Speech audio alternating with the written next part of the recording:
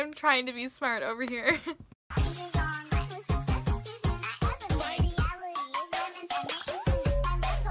Hey guys, it's Cootsteph and welcome back to another Cootspiracy theory video. This week I'm talking about Riverdale, and I've gotten so many requests for this video, like actual requests like in real life from people at my school. You know who you are. I'm finally filming it, and I know the show comes out October 11th and like it's like really soon, but I thought I'd like get some season 2 conspiracy theories in right before the show comes out. Yeah, we'll see if they're true or not. Okay. All the conspiracies I'm talking about today all come from the same person. No, I did not come up with these, but I agree with them, and like there's just so many that could be true that I can't just like come up with my own and choose one. So their name's Corkianya, and I really hope that that's a Joey Graceffa reference because, you know, that's their name on Tumblr, so if you want to follow them, go ahead. So we'll start off from where season 1 left off, about Jughead joining the Serpents. Obviously, I think, and everybody thinks, that Jughead joined the Serpents to like prove his dad's innocence, find out more stuff, help the Serpents not be blamed for all this, because so far that's what's happening, is all the blame's going to them. And another factor will like contribute to that in a second, but like seriously, like the blame game, people. This person thinks that Jughead will like help kind of brush that away a little bit and kind of help them like join the Riverdale community a little better. I don't know how to explain it, like be more respected and just kind of like flow their two societies together a little bit. Like there's this split difference, but what's weird is that like with Cheryl the Blossoms and everything, like it doesn't seem like that big of a difference. Like they're all shady. I don't know how to explain it. Obviously, when Jughead's trying to do this, he's gonna express like his happiness towards the Serpents and be like, I'm good now, guys, and like kind of push his friends away sort of thing because he doesn't want to get them involved. The classic don't want his friends to get involved or hurt. They said that the swap between the beanie and his like jacket is like has a lot of symbolism. Honestly, this person said that there might not be a lot of the beanie in the second season, like he might stop wearing it a little more, and that's kind of freaky. Oh my gosh, I was just thinking, so you know when he says, he's like, I don't fit in, like you never see me without this stupid hat on. So maybe he's gonna fit in with the Serpents and the South Side whatever school, and then he'll if he fits in there, then he'll take his hat off. I'm trying to be smart over here. The season will probably start off with Betty and Jughead talking about this, like right after he puts on the jacket, like they be coming in and Betty, you know, asking those questions because she always needs those answers. So this person, you know, is talking about how Jughead will probably not say his plan to Betty because we all know well that Betty would get way too involved, or like, you know how she gets. And plus she's already like hated for about the whole Jones thing. Like she's just been hated on, and this will probably not help her helping the Serpents now. So I think it's smart of Jughead if he decides not to tell her. That might give some distance between them, but she'll probably see like right through it because that's something Betty does too. So she'll probably find out anyway. And also, Betty doesn't want Jughead to like go into the darkness. You know how she is. She'll probably want to save him from that and then get involved, you know. This conspiracy theory, literally, I hope this happens. So Betty could join the Serpents. And the reason why this could happen is because Betty's mom used to be a part of the Serpents. Okay, one. This will be such a key for Betty. You know how Betty loves mysteries, whatever. So she is going to want to find Chick Cooper. He could be a part of the Serpents. That could be her reason for going in while also helping Jughead. So like there's so many reasons why she could join. I just want to find out whose kid this is. Like we know it's Betty's mom, but like who's the dad? Also, the reason why I want her to go in there, and I'm so glad that this person talked about this in their conspiracy, because Betty's dark side. I am so excited for this season because literally everyone is getting to their dark side, but Betty, oh, her dark side is the best. I still have no explanation to like what happens in her brain to like change, and like the drama with that last season. I want that to happen, and if she joins the Serpents, what a good reason and a good like place to like let it out, and then Jughead and her could like go through that like arc of darkness together, if you know what I mean. Oh, that's the thing about Bughead, is everybody's like, they're gonna be apart because of the Serpents, but if she becomes a freaking serpent, there's not gonna be any problems. Like, oh, if this were true. So the reason why Dark Betty could come out is because she's tired of like the black and white of this town, and like I said earlier, like this town is not split into two.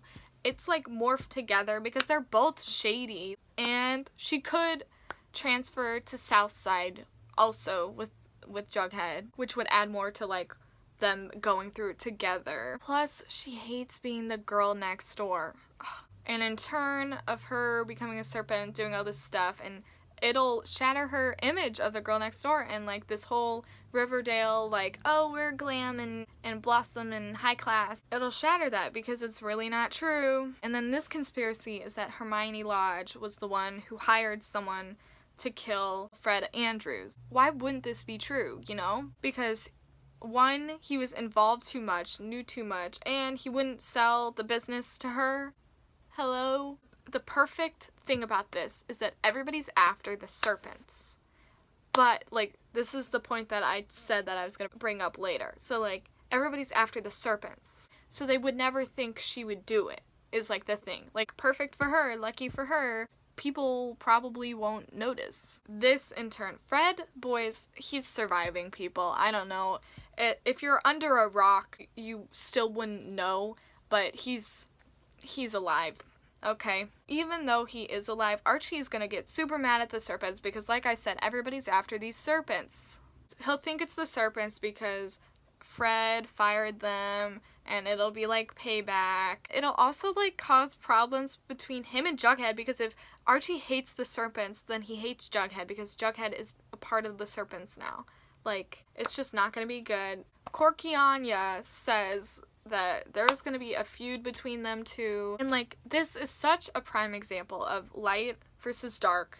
Like what Betty was talking about, black versus white. Archie is like the hero of the town, and the Jughead is like the opposite. He's, now that he's a part of the Serpents, like he's even more of like, I wouldn't say evil, I don't know how to describe it, but he's not the hero. It's just gonna add to that black versus white factor. Lily, the actress for Betty, has said that there's going to be a Romeo and Juliet type thing with Jughead. And I do see how this could be a possibility, especially with the whole baby situation and like, you know what I mean? But this conspiracy theory is so good. Corky-Anya, it's Corky. Q-U. Quirky? Is it quirky? Whatever. They said that they think that it's Archie and Veronica that are gonna be the Romeo and Juliet part of the story instead of Bughead. Like, I get that, but like, this makes sense, okay? The Lodges and the Andrews are clearly already like in a somewhat fight. I forget how to pronounce his name. Hiram? When he comes back, like that's just not gonna be good. The conflict between families. So like, there's gonna be Varchi problems because their families don't get along, so how could they be dating? Maybe there's two Romeo and Juliet like relationships. So now the Blossom Empire is like falling down. Cheryl is gonna have to, she's really starting over. She's like gonna find out her allies in this season. Listen to this. She was like, after Veronica and Archie like break up, that Cheryl and Archie will get together, because obviously Cheryl loves Archie because Archie is just like her freaking brother with the gingerness, which is Bull. Corky-Anya thinks that there's gonna be a thing there. I think there's gonna be a thing there. So, love triangle? Now I'm kind of like, what do you mean? Because I don't know if it was just me. I felt, it's been a while since I've watched the show, but I had this feeling towards the end of the season that Archie was like, looking at Betty, right? Didn't he? I felt feelings for Betty through Archie. Somehow I did. So is this gonna turn into a love rhombus? Wait. So if Veronica and Archie have a breakup and Jughead has a breakup, then maybe Archie and Betty will get together. Or something will happen between them. Wait. Honestly, I'm drawing this out. I'm not even kidding. So Archie is going 3 ways. Player. How do I make this into a shape? Oh, wait. Crap. Okay, so here we have Archie, who loves 3 people. And then we have Light. Then we have Jughead likes Betty. Betty likes Jughead. But I put this line here because I guess it counts because she used to like him, but I don't know if it's still a thing.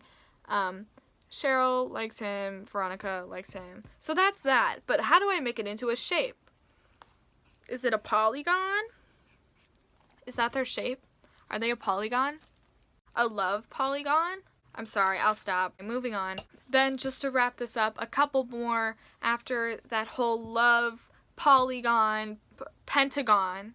Crazy, it's a love pentagon, that's what it is. Just to wrap this up, a couple like little more details. Mayor McCoy probably has a ton of secrets. I mean, are you crazy? She running this town. Like, she probably has so many things. Josie, Kevin, all these characters are not, she specifically said, standing by the fence. They're not going to be standing by the fence anymore. These people's parents and their friends, like, everybody's going to be involved. So I feel like more drama is going to be pushed onto them. So I think they're not just going to be necessarily as much of background characters as they were.